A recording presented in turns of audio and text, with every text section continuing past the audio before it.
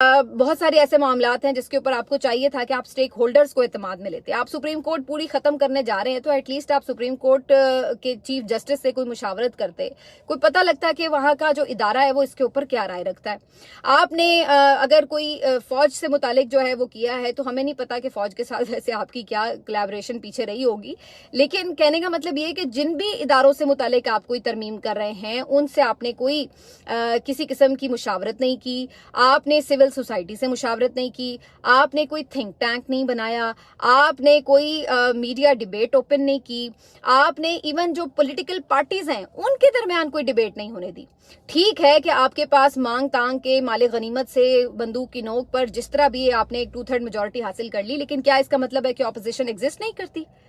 Parliament में एक अच्छी खासी बड़ी तादाद में ऑपोजिशन बैठी हुई है जो कि इस वक्त मेजर पॉलिटिकल पार्टी है।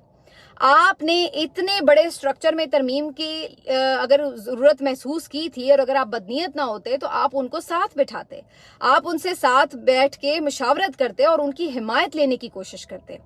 देखिए, जो आईनी तरमीम का मामला है वो कोई एक आम कानून साजी नहीं है कि चलो भाई हम इस तरह समझते हैं, हमारे पास अक्सरियत भी हम कर ले। वैसे तो आम जो कानून साजी है उसमें भी कहीं ये मुमानियत नहीं है कि आप ऑपोजिशन से पूछ नहीं सकते। आपको हर कानून साजी पर ऑपोजिशन की राय भी लेनी चाहिए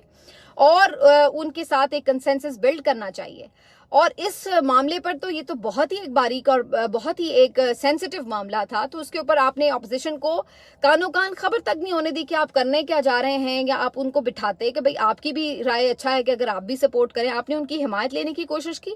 तो ये तमाम चीजें आपस में खुद ये बता रही हैं कि किस तरीके से एक बदनीयती के तहत ये सिर्फ चंद अफराद को फायदा पहुंचाने के लिए तरमीम की गई है।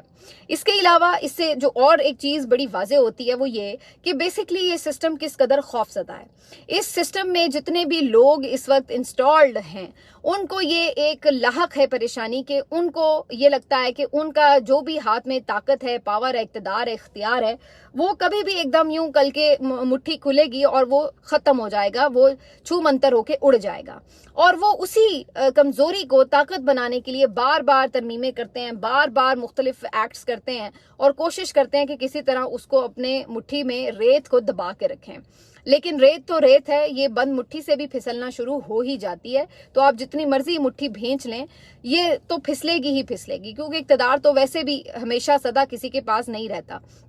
बहुत से लोग ये सोच के आते हैं कि जनाब वो पता नहीं कोई आब हयात पी कर आए हैं और ये भी सोच कर आते हैं कि शायद